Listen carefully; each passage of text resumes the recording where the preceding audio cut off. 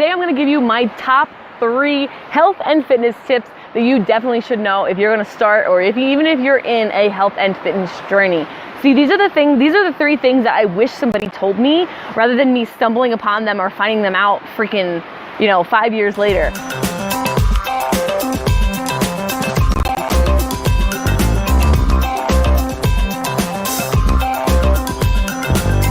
So in this video, I'm not going to tell you what to eat, and I'm not going to tell you that you need to exercise. Those 2 things, you need to learn about nutrition and you need to learn about your body, okay? Super important. What I'm going to talk to you about first, my number 1, is making sure your goals are right.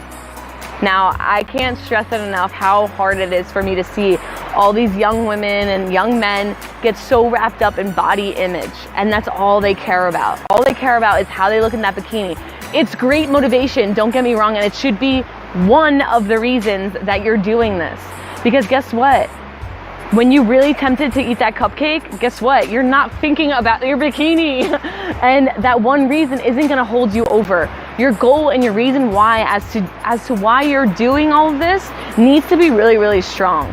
So I'm gonna start off by telling you there's over 60 psychological and physical benefits to having a healthy diet and working out and exercising and making that a part of your lifestyle. Over 60. How many do you really focus on? Majority of people only focus on one, when there's all this other opportunity and availability to focus on other ones. There are so many. So my challenge for you is to come up with a list of at least 5 different reasons that it'll motivate you. So for instance, we're in a setting that was a big motivation for me. I came here with my boyfriend 6 years ago. I came here with Jordan, and we were really fit in the beginning, but then after like a year, we got in I gained 30 pounds, he gained a lot, about 80 pounds. And we came here and it was one of the worst experiences. We didn't even enjoy being in nature because it was so taxing on our bodies and we couldn't do it. So a big motivation for me was to be able to come and hike with no problem and just be able to enjoy myself. So use things that you love as motivation for why you're doing this as well. Go and research the different things that'll make you feel good.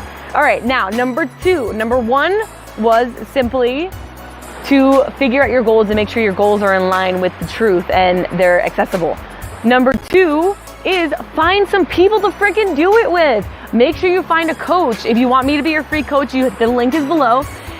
Or find somebody who knows what they're talking about. If you just kind of it's a little unfortunate. If you decide to go and be healthy with your best friend who's also very unhealthy, the likelihood of you 2 succeeding together is very unlikely, because all it takes now, instead of one of you guys needing to fight temptation, now 2 of you guys need to fight temptation. Because what's going to happen when your girlfriend says, girl, let's not work out today, let's go get some ice cream instead? You're going to go get ice cream.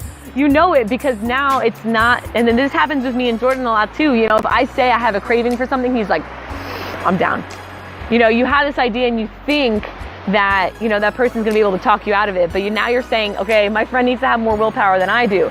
So be sure that you find a coach that can help you out with that temptation, help you out with the mental aspect of it, and be able to answer questions for you. Find a coach and find somebody, not just a personal trainer or anything like that.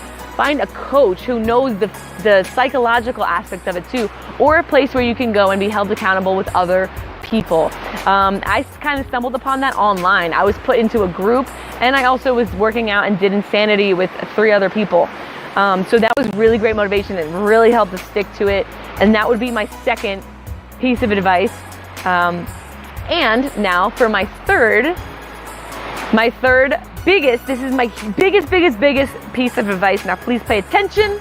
Please pay attention. If you get nothing else out of this video, well, first of all, let's congratulate you, because tip number 3 is educating yourself about a healthy lifestyle, educating yourself about your body, educating yourself about food and how your body works with different food, educating yourself about what happens during a workout. Did you know that when you do a workout, you're actually breaking down your muscles, and your muscles don't get bigger during a workout? They actually get bigger when you refuel your body and you feed it and you rebuild your muscles. You have to do that with food. Do you know how to do that? If you don't, you gotta go learn. You have to go figure it out and be okay. Don't wait. Listen, be okay with doing things wrong in the beginning. It's okay, because I'm still happy Find people who have done it already. Ask them for their advice. But also know that every body is different. Every single person is different. Some people have gluten intolerances. Some people have shellfish intolerances. Not everybody can do it the same exact way. So find somebody who understands that. Find somebody who's willing to work with you on a one-on-one basis, and set you up with an exercise program too, and set you up with that accountability that you need in the group.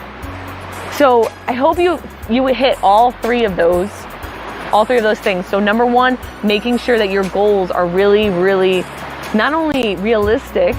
So for instance, when I first got into health and fitness, I thought I could be like a figure competitor. But hey y'all, I got big hips.